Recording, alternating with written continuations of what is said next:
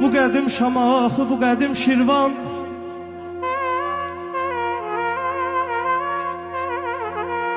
bu qədim Şamaxı, bu qədim Şirvan, bağçası bağıdır Azərbaycanın.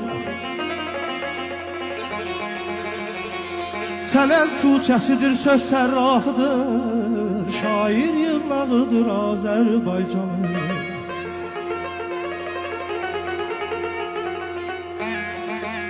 Hikmət dəryasıdır adi bir çoban, dindirsən danışar dinər mehriban. Bugünkü Şamaxı, bugünkü Şirvan, qədim paytaxtıdır Azərbaycanın.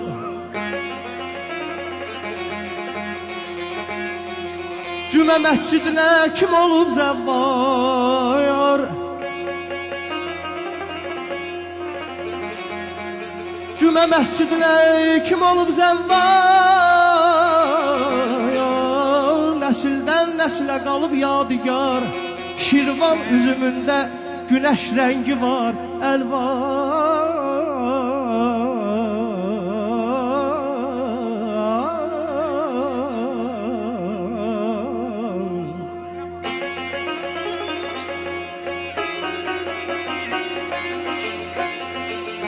Şirvan üzümündə günəş rəngi var, əlvan boyağıdır Azərbaycanın. Alqaz Şirvanın gücü biləkdə,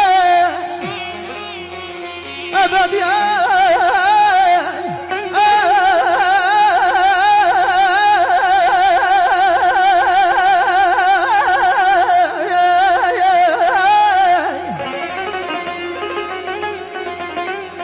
Əbədi urçalı beşki biləkdə, Şirvan şeiriyyatda mərdanəlikdə, sönməz ocaqdır Azərbaycanı.